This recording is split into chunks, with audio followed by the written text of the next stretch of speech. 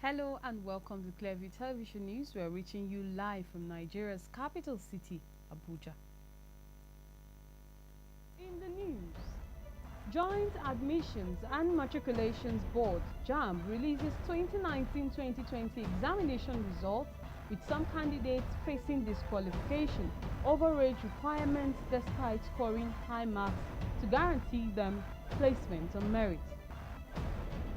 Bauchi state government imposes a dawn-to-dusk curfew in some parts of the state as 3 people are confirmed killed in renewed communal clashes. African National Congress candidate President Cyril Ramaphosa wins South Africa's elections with a slim majority in parliament. I am Prudence Okonna with the details of these and more. The Joint Admission and Matriculation Board has released the results of 1,792,719 candidates out of 1,886,508 who sat for the 2019 Unified Tertiary Matriculations examinations in April. Announcing the results in Abuja on Saturday, the JAMB Registrar Professor Ishaq Oloyede said 34,120 results were withheld, including the results of 15,145 candidates, which were being further clarified as identical twins and siblings. He explained further that 59,667 candidates were absent during the exams. The board stated that the UTME, which was conducted between April 11th and 17th, 2019 across the 36 states and the Federal Capital Territory, Abuja, was painstaking, describing it as a success story. The JAMB Registrar disclosed that 116 exam centers had been blacklisted, including a computer-based test center in Akokwa in Delta State, which bribed exam officers with 1.7 million naira. He said the payment voucher has been recovered and the concerned staff are being investigated, but they claim that they received the bribe because their lives were in danger. He noted that the exams recorded multiple registrations, pointing out that a candidate, for instance, registered 23 times for the examination. He directed candidates to send results to the short code 55019 on their handsets, adding that they did not need to patronize a cyber cafe to check their results. A 15-year-old boy, Ekele Franklin from Imo State, has emerged the overall best candidate in the 2019 Unified Tertiary Matriculations examination conducted between April 11th and April 15th. Franklin, who made University of Lagos his first choice, scored 347 and may not be admitted because of his age. The Registrar of the Joint Admissions and Matriculation Board, Professor Ishaq Oloyede, disclosed this at a news conference to announce the release of the results in Abuja on Saturday. Emmanuel Chidiebube, a 16-year-old boy from Abia State, came second with a score of 346, while Isaac Olamide, a 17-year-old boy from Osun State, came third with 345. In all, 2,906 candidates scored over 300 as against 4,683 in 2018. According to Oloyede, 57,579 candidates scored between 250 and 299 as against 64,120 in the 2018 results. He said 366,757 candidates also scored between 200 and 249, which is a significant improvement from the 2018 results. The registrar said that about 1.7 million candidates sat for the exams, while 34,120 candidates had their results withheld for examination malpractice. Oloyede stated that 15,145 results were withheld for further clarification. The registrar therefore advised candidates to use the number used for registration and text it to 55019 to get their results instantly. He assured universities of the board's commitment in sending biometrics and photo details of candidates to the universities for post-UTME. As you may have just heard in the news, brilliant Nigerian children with high acumen are being denied opportunity to pursue further education in tertiary institutions in the country on age grounds, and his commentary on the merit or otherwise of the age qualification policy.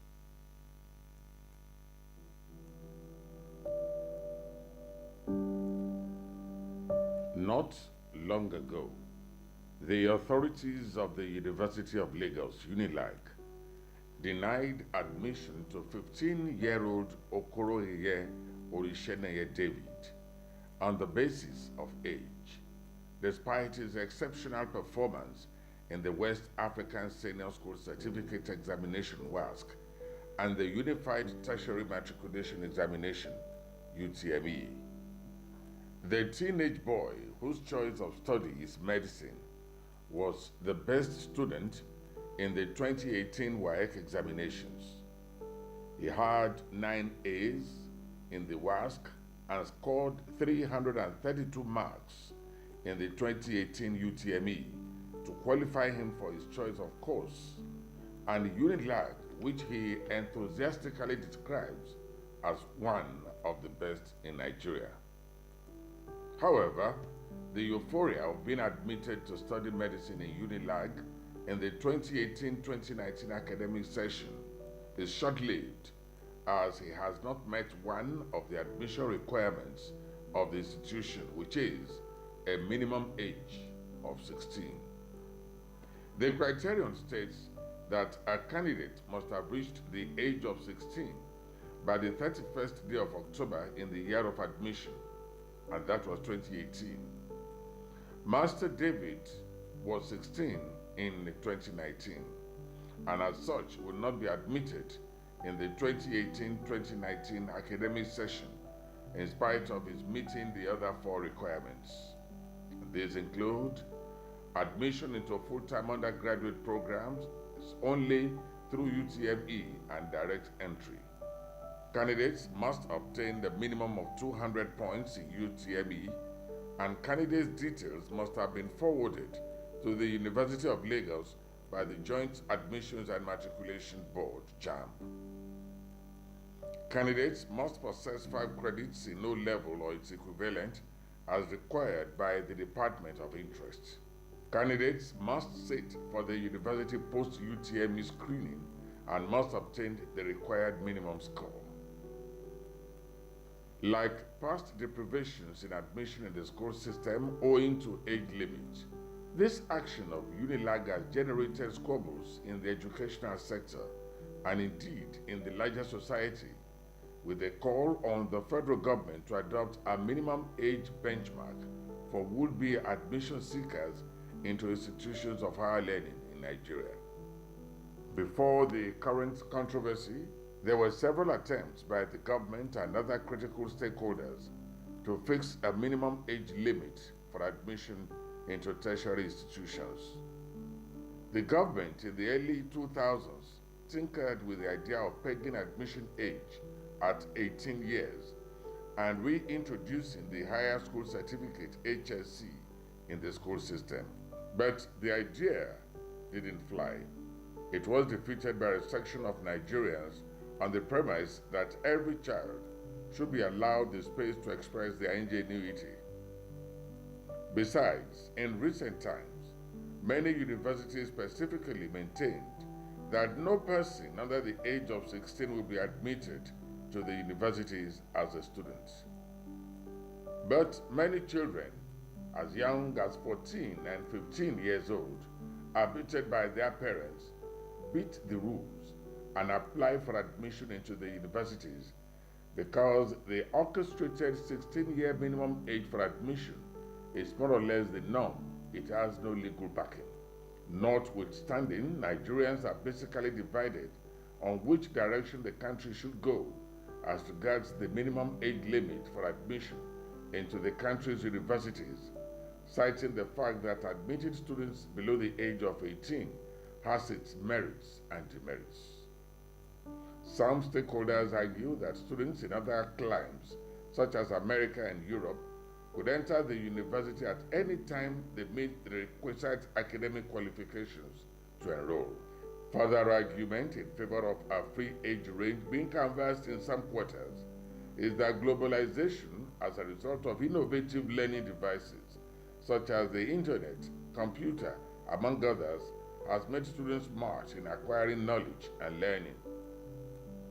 Yet, others counter the agitation for underage admission, pointing to low intelligent quotient (IQ) in children under 18 years that inhibits their ability to cope with the requirements of the society which the university represents as a smaller unit.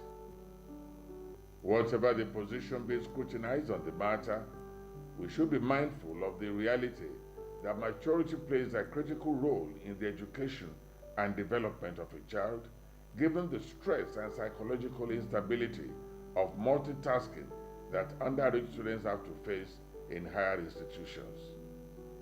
Even so, we are aware that there is no minimum age limit placed on students' admission into private universities. Then, why should public universities, without any visible policy on ground, hold children down under the guise of age limits?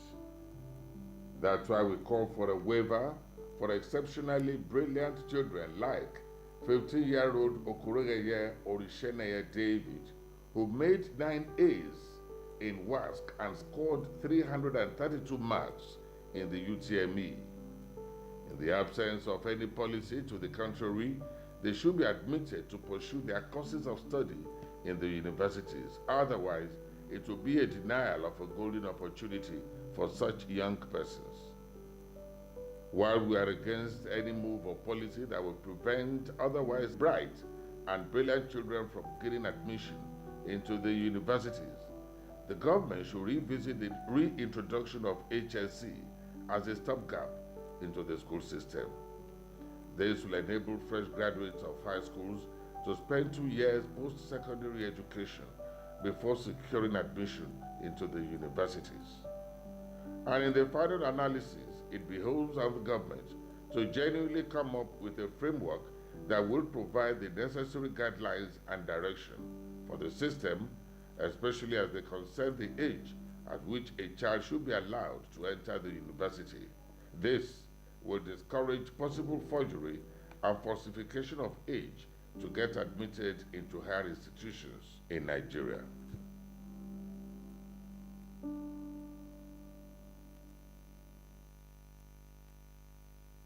You're watching Clearview Television News. We'll be back after this timeout.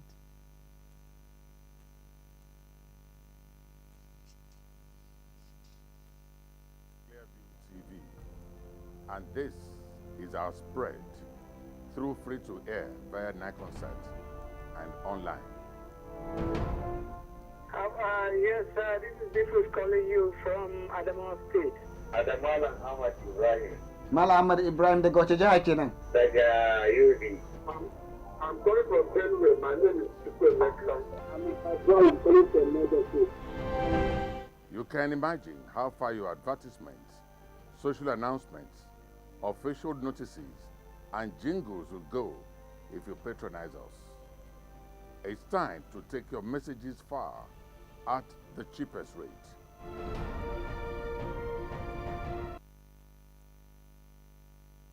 You're welcome back. Governor of Bauchi State, Muhammad Abubakar, has imposed a curfew on Gudum Fulani, Gudum Hausawa, Gudum Sayawa, and Bigi communities in Bauchi local government of the state. This followed civil unrest in the affected communities that have claimed the lives of 3 people.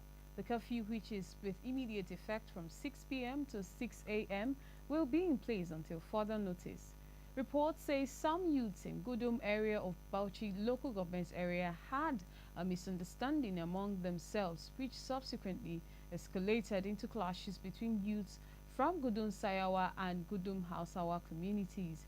The situation further escalated to 2 other communities after the Friday prayers, leading to reprisal and counter-reprisal attacks that claimed the lives of 3 persons. The secretary to the state government, Muhammad Umar, said in a statement on Friday that Governor Abubakar said the curfew became necessary to calm tensions in the affected areas. The statement warned that any person or group of people found to be violating the curfew would be decisively dealt with. Latest report, however, say normalcy has since returned to the affected areas following police intervention. Governor Abdullahi Umar Gaduje of Kano State has said that the Emir of Kano, Muhammad Sanusi II, is supposed to report to a local government chairman and not him, reacting to the uproar trailing the creation of 4 new emirates from the Kano Emirate Council. Gaduje said the splitting of the Emirate Council is not a vendetta against Sanusi. The governor said, according to the Constitution of the Federal Republic of Nigeria, it is the local government chairman that is supposed to discuss issues with the emir and not him. He is optimistic that the new emirate councils will contribute more effectively in developing Kano State. Gaduje had on Wednesday signed into law a bill for the creation of 4 new emirates for Gaya, Rano, Karaye and Bichi, all of which to be districts under the Kano Emirate Council. According to the new bill passed by the Kano State House of Assembly, the Emir of Kano, Muhammadu Lamido Sanusi, will now preside over 10 local government areas with the new law now in place. Kano Emirate is now made up of Kano Municipal, Tarauni, Dala, Nasarawa and Fage local government areas. Others are Gwale, Kumbutso, Ngogo, Dawakin Kudu and Mini Jibiri. Karaye, Rogo, Gwarzo, Kabo, Rimin, Gado, Madobi and Garu Malam local government areas are listed under Karaye Emirate. Bichi Emirate comprises of Bichi, Bagwai, Shanono, Sayawa, Kunchi, Makoda, Dambata, Dawaki, Tofa, and Tofa local government areas. The lawmakers listed Rano, Bunkuri, Kibiya, Takai, Sumaila, Kura, Doguwa, Tudunwada, Kiru, and Bebeji local government areas under Rano Emirate. Gaya Emirate is made up of Gaya, Ajingi, Albasu, Budil, Garuko, Warawa, Kezewa, and Gabasawa local governments. The 4 new emirates were before now being headed by district heads and with their upgrading have become emirs. Amnesty International has pledged to seek justice for all women illegally arrested and raped by personnel of the Nigeria Police Force. Amnesty also vowed that all officers involved in the inhumane act would be made to face the full wrath of the law. Spokesperson for the organization in Nigeria, Issa Sanusi, says it is regrettable that Nigeria has gradually become a country where human rights are not respected. Sanusi said whatever reason the police are advancing to justify the rape of women is insignificant, as officials or security operatives cannot be seen to be perpetrating crime in the guise of maintaining law and order. He noted that the damage caused by raiding women and labeling them sensitive can be considered gender discrimination, saying the action of the police personnel is a violation of the human dignity of the raped victims. Sanusi stated that all would not be stopped in pursuing the matter until relevant government agencies intervene and met out punishment to all officers indicted and involved in the act. The acting Inspector General of Police says a total of 157 kidnappers were arrested across the country in April and 13 so far in May in its fight against crime. Speaking at the IGP conference with senior officers, the IGP challenged senior police officers to build on the foundation already laid with the launch of Operation Puff Adder and strengthening the crime management framework. The report. The 20th Indigenous Inspector General of Police, Mohammed Adamu, says the trend of increased arrests and recoveries show the police is winning the war against crime. Given the statistics of arrests and recoveries made so far, he said the trend was particularly noticeable from the month of April 2019, which coincides with the launch of Operation Puff Adder. It is noted that the national crime profile of the country from 1st of April 2019 to date indicate a significant increase in the arrest of offenders and recoveries of firearms by the police within the country. Within this period, 157 kidnappers were arrested across the country in the month of April alone. 13 have so far been arrested in the first week of the month of May. Kaduna State recorded the highest number of arrested kidnappers with 18 suspects, followed by Plateau State with 17, Edo State with 15 and 10 each in Niger and Zamfara states. In addition, 218 armed robbery suspects were arrested in several operations by the police in various commands within the month of April, while 57 have so far been arrested in the first week of this month alone. FCT recorded the highest number with 42 arrests, followed by Edo with 28, Oyo State with 24, Anambra State with 22, and Imo with 21. The fundamental import of these statistics is that, first, we are winning the fight against crime and criminality.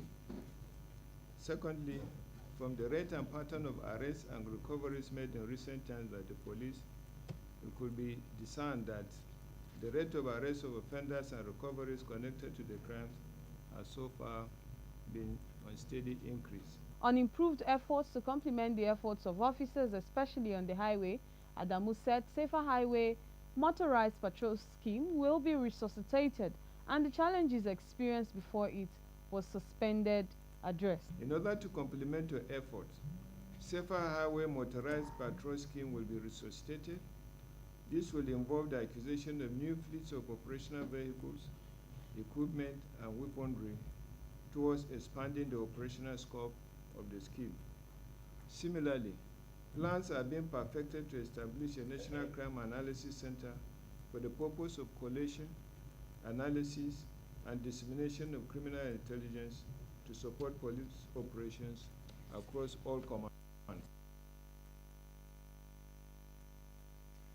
So the Nigerian police says it is winning the war against bandits and criminals in the country through its various strategies.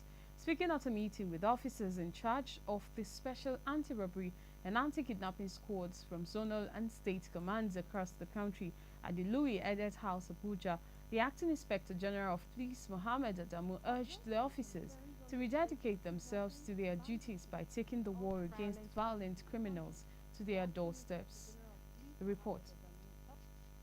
Addressing concerns on the spate of kidnappings, banditry, and other violent crimes in the country, the Acting Inspector General of Police, Mohammed Adamu, urged officers in charge of special anti-robbery and anti-kidnapping squads to redouble their efforts in combating all forms of crimes.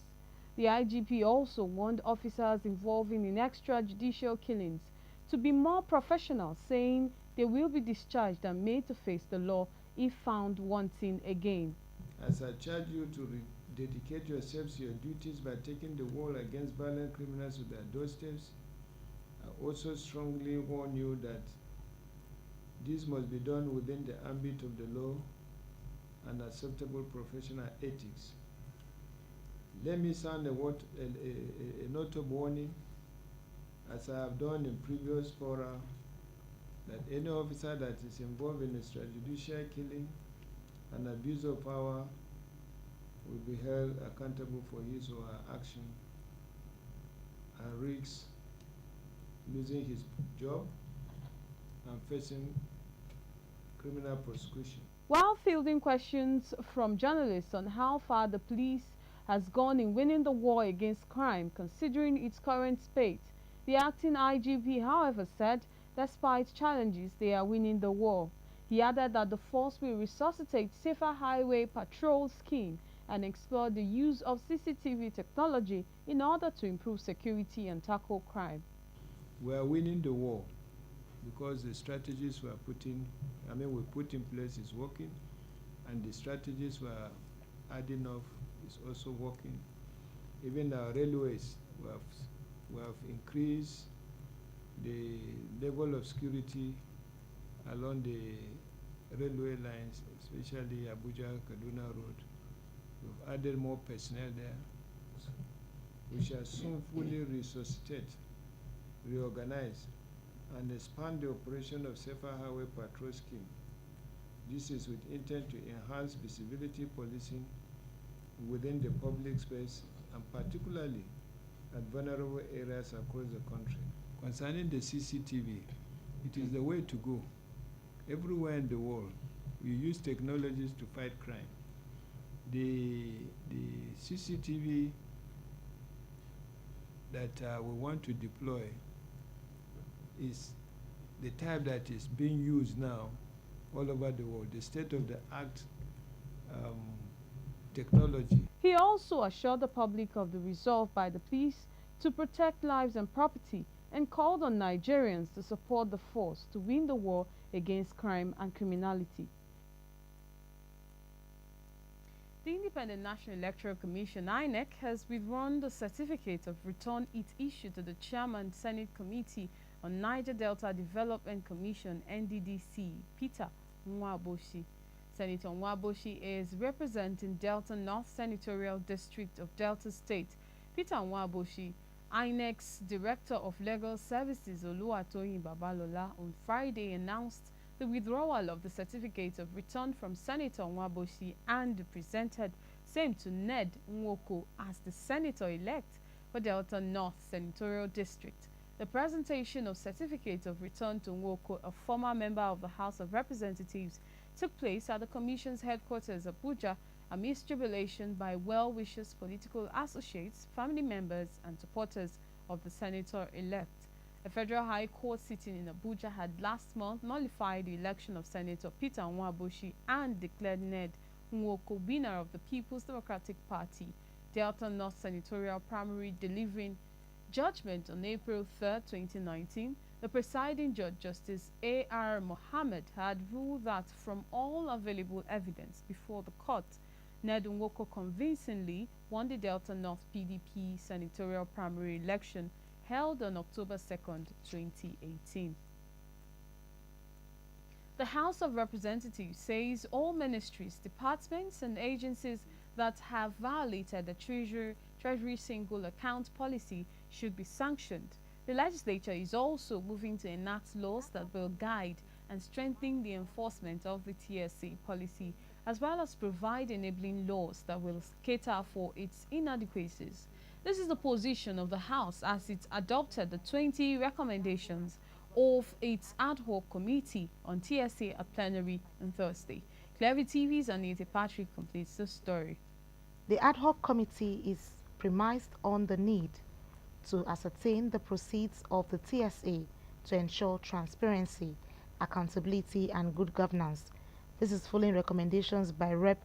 Damburam Abubakar-led ad hoc committee, which mandated the Ministry of Finance and Office of the Accountant General of the Federation to, with immediate effect, publish and prosecute all MDAs, private persons, private organizations, as well as banks where federal government funds are hidden. Of the ad hoc committee on Treasury Single Account on the need to ascertain the proceeds of the Treasury Single Account TSA to enhance transparency, accountability, and good governance, and approve the recommendations therein laid 9/5/2019 as presented in the order paper.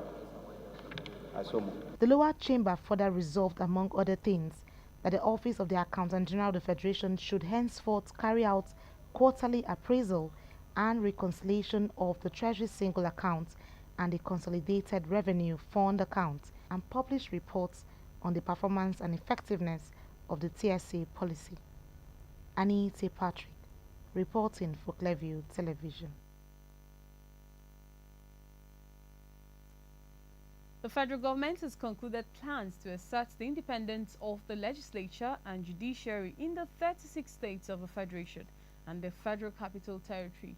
Briefing newsmen on the activities of the Presidential Implementation Committee on the Autonomy of State Legislature and State Judiciary, chaired by the Minister of Justice and Attorney General of the Federation, Abubakar Malami, the Senior Special Assistant to the President on National Assembly Matters, Senator Ita Enang, who is also the Secretary of the panel, said there would be a retreat at the old banquet hall of the Presidential Villa to deliberate and articulate an effective national implementation strategy in the matter.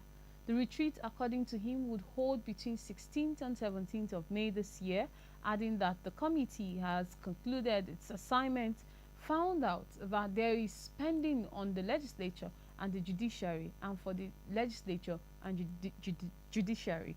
Enang said the intention of the retreat is to ensure that the full import and purpose of the Constitution, which is release of sums due to the legislature and the judiciary to the heads of these arms of government to be disbursed and applied by them in accordance with approved budget is achieved. Since the inauguration of the committee by Mr. President on Friday, the 22nd of March 2019, it has embarked on a series of strategic consultations with various stakeholders aimed at achieving seamless implementation of the terms of reference.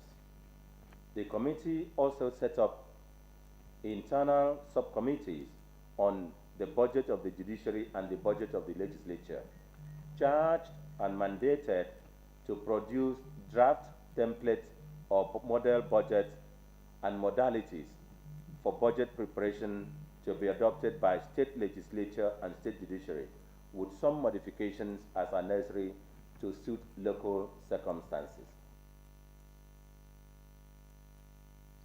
Playback Nigeria, an art-based organization, this Friday in Abuja hosted an annual Children and Women's Theatre Festival for students from various schools within the nation's capital.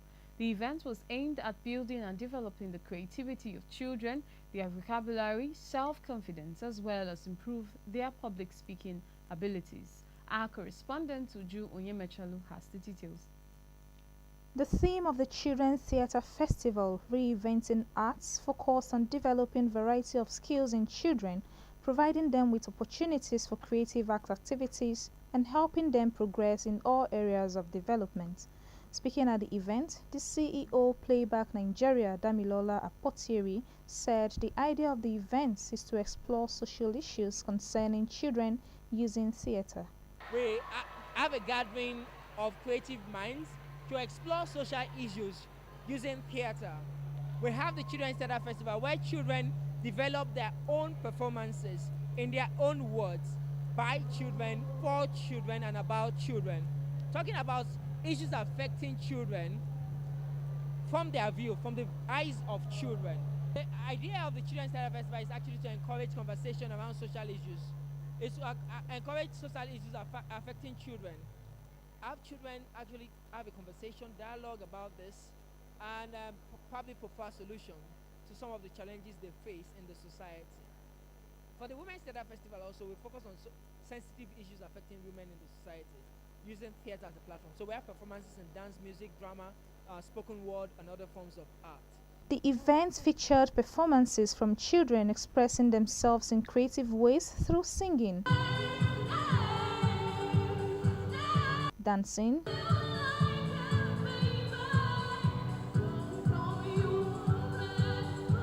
drama, motivational talks, spoken words, voices of the camp, pantomimes, among others. Uju Onyemechalu reporting for Clearview Television. You're watching Clearview Television News. Will be back after this time out. Indeed, things are happening, oh. Yes, now. It's not only that, oh. Hey, Omar Bashir of Sudan has even resigned, and even Bouteflika of Algeria.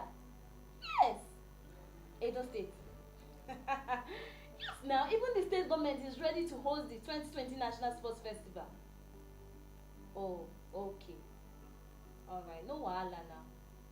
Bye. Why are you clapping? Why are you getting all this news for? Algeria, Sudan, even Edo State. Decoder, of course. The decoder? Yes. I stopped a long time ago. Why? High cost. I was paying 7,000 naira a month. It went up to 9,000 naira. And even the other one I was paying 2,000 naira. It's now 4,000 naira. Really? And what still? Whether you watch or not, your money is gone, and they even increase the rate every month.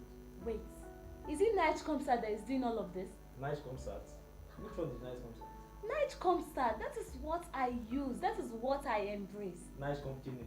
Sit down, let me explain to you. Now, Night Concert is the secret of cheap viewing. All you have to do, just get your decoder, any free-to-air decoder at all, Strongo, Visato, PowerSato, and tell the installer to track it to night concert for you. Wait. Is that not where Clearview TV is? Now you are talking now. So you get all your latest news from there? Wait, it's not only that oh. Entertainment oh, Hausa programs oh, sports oh, even news from the villa and plenty other things. No. I'll be back. When you going To get my decoder, of course. Do you know the pleasant news? Night concert, now our own, now we get them. We get them. How do you mean? Do you know you can watch night concert in over 38 countries in this world, and it's owned by the Nigerian government? The Nigerian government? Yes. And I've been burning my money on that company from Southeast Africa or Northeast Africa or somewhere. And the news is spreading like wildfire.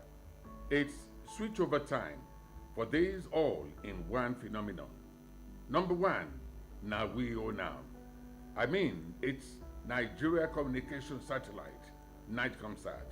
2, it is viewed in about 38 countries. And 3, no subscription.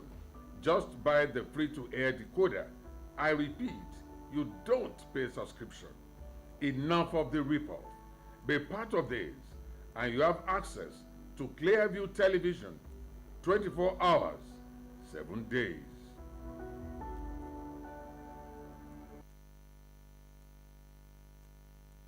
You're welcome back. And the foreign Cyril Ramaphosa of the African National Congress has won the South African election with a reduced majority. Results on Saturday showed the ruling party secured 57.51% of the votes in Wednesday's general election. Democratic Alliance picked up 20.76% and the leftist Economic Freedom Fighters garnered 10.79%. The Independent Electoral Commission said on its website.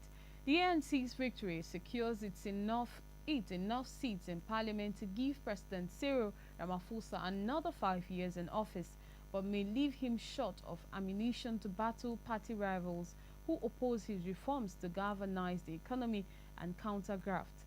It was the worst electoral performance by the late Nelson Mandela's former liberation movement, which has governed South Africa since the country's first free election marked the end of white minority rule in 1994.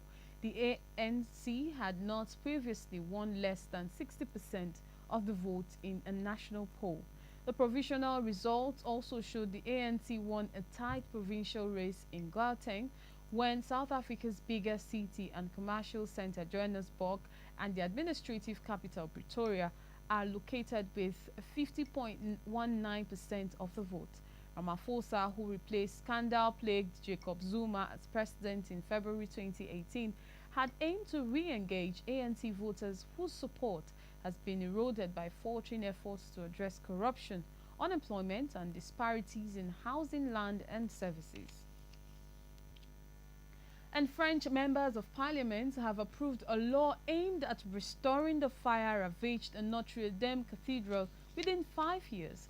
A special bill was drafted to manage the renovation of the Paris landmark, whose roof was largely destroyed in a blaze last month. The Gothic structure is a national treasure, and many people mourned as flames engulfed the 850-year-old cathedral. The law was adopted by 32 votes in favor, 5 against, and 10 abstentions after a long debate on Friday. It will now go before senators for further scrutiny later in May. In the immediate aftermath of the fire, donations flooded in for cathedral's restoration. So far, nearly €1 billion has been raised. France President Emmanuel Macron has said he wants the structure renovated in 5 years. But opposition members of parliament have been critical, saying it is unrealistic and motivated by the fact Paris is hosting the Olympic Games in 2024. The cathedral was already being renovated when the fire struck, and it's not yet known whether that work played a part or what else might have caused the blaze. US President Donald Trump has reportedly given China a 1-month ultimatum to seal a trade deal or face tariffs on all its exports to the United States. The decision was relayed by people with knowledge of the talks between the two sides on Friday, hours after the Trump administration raised tariffs on $200 billion of Chinese imports from 10% to 25%. Even though the U.S. president hailed the talks with the Chinese delegation as candid and constructive in a series of tweets, he said the relationship between President Xi Jinping and himself remains a very strong one, and conversations into the future will continue. However, in a meeting with Chinese Vice Premier Liu He, U.S. officials laid out their bottom line and informed him that Beijing had 3 or 4 weeks to agree to a deal or face additional 25% tariffs on a further $325 billion in exports to the U.S. The Chinese Vice Premier had earlier stated that the prospects for the talks were promising, but warned that raising tariffs would be harmful to both sides. You're watching Clearview Television News. We'll be back after this timeout.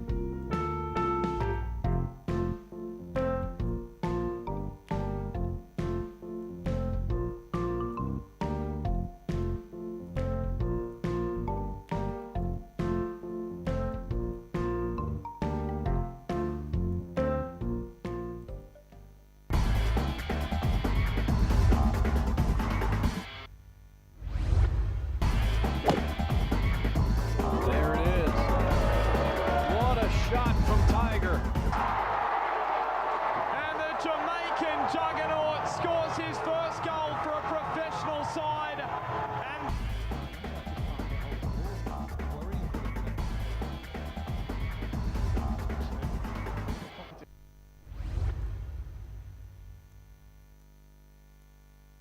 And welcome back. For some sports stories, the Chief of Defense Staff, General Bayomi Olanisakin, says sports fosters cooperation and synergy and therefore enhances capacity building for combating security challenges facing the nation. Unveiling the official logo for the 3rd edition of the Armed Forces and Security Agencies Half Marathon Championship, General Olanisakin says the Half Marathon Championship presents another unique opportunity to enhance existing relationship amongst the members of the Nigerian Armed Forces and other security agencies. The report.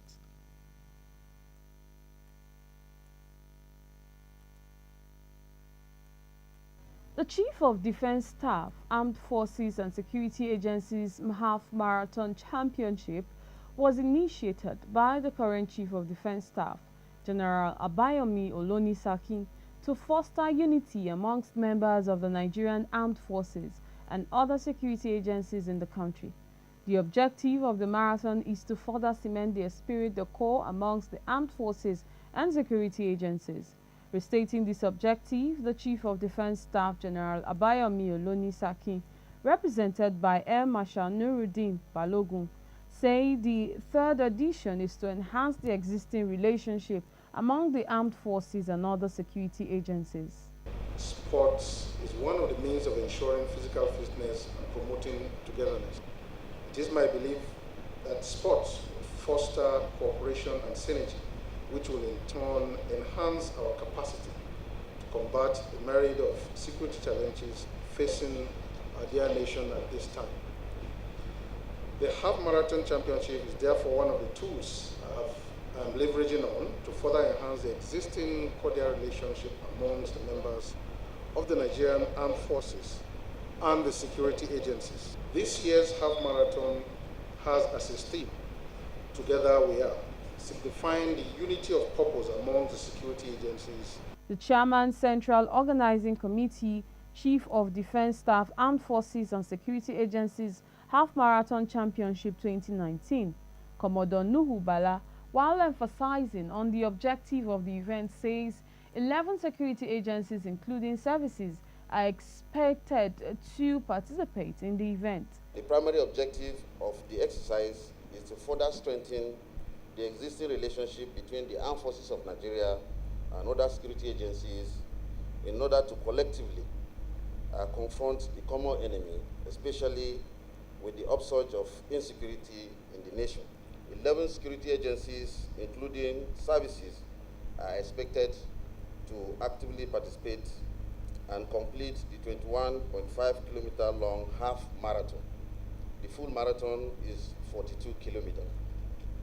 The takeoff point, like was said before, is Dede, the National Open University of Nigeria in Kubwa on the Abuja-Kaduna Expressway, while the terminal point will be at the Abu Ironsi Cantonment Sports Complex.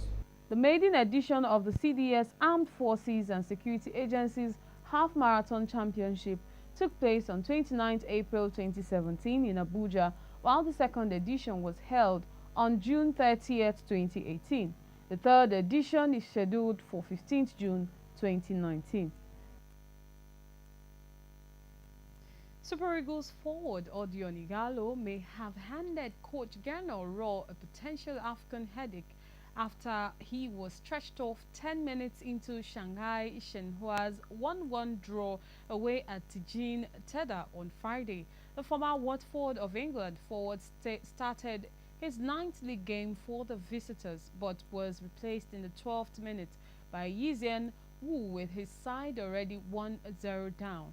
The 29-year-old topped the African qualification series with 7 goals and will no doubt be a major threat at the Nations Cup in Egypt following his impressive start to life with Shanghai. Raw will, however, hope Ighalo's injury is nothing too serious with the Nations Cup in Egypt just less than 40 days. Chelsea Football Club legend Didier Drogba is one of the top dignitaries that will storm Lagos State for the much-publicized Governor Akinwumi Ambode testimonial game as Chelsea fans plan to receive him in Lagos. Former Ivorian stars Didier Zokora Siaka Tien and Democratic Republic of Congo star Lumana Lualua were among others that have confirmed participation for the game. Lagos fans have mapped out plans to receive Drogba when he storms Lagos May 17th for African X1 vs Niger Legends game built for the Soccer Temple in Agege. Drogba and other invited African ex-internationals are expected in Lagos on the eve of the game, which is being played to say a big thank you to outgoing Lagos State Governor Akinwumi Ambode. The coordinator of the event, Waidi Akani, disclosed that supporters in Lagos have confirmed to him that Drogba would be given a rousing welcome alongside Samuel Eto'o-Fields, Didier Zokora and other legends. Akani is also excited that virtually all the African legends invited for the event have all confirmed that they would be in Lagos for the game. The Nigerian ex-internationals are putting the event together as a way of saying thank you to a governor who showed them love and supported football. Following his unruly behavior in the Nigeria National League match between Kaduna United and Malufashi FC, the league body has suspended Kaduna United Supporters Club chairman Malam Yau. The match, which was engulfed with series of crises, saw Malam Yau not behaving properly in the encounter. The decision is indicated that the chairman's banned stands till further notice and he should stay away from match venue. Kaduna United, that have not been having it rosy, will take on EFCC FC on Saturday as second round of the league resume. The band chairman is expected to be absent from this weekend tie. And Formula One leader Valtteri Bottas put Mercedes on pole position for the Spanish Grand Prix on Saturday, with teammate Lewis Hamilton qualifying alongside in a front row lockout. The pole was the third in a row for the Finn, who leads Hamilton by a single point after 4 races. Ferrari's Sebastian and Vettel qualified in third place, with Red Bull's Max Verstappen lining up fourth. Valtteri has been phenomenal this season after playing a second fiddle role in his debut season for Mercedes GP. Before we go, a look at our top stories.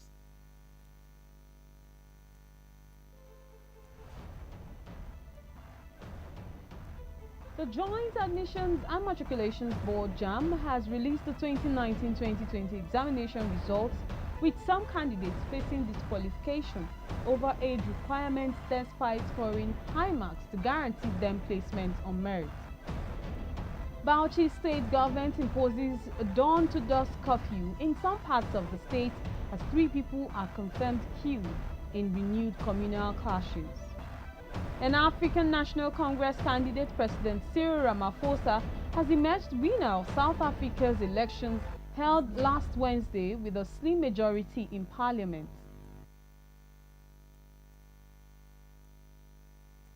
And that's the news. Remember that you can follow us, like us on YouTube at Clearview TV, like us on Facebook via Clearview Television Online, follow us on Twitter at Clearview Online, follow us on Instagram at Clearview TV_NG. You can also watch Clearview TV on Nigecomsat with any free-to-air decoder. For details, contact your local installer. I am Prudence Okonna, and thanks for watching.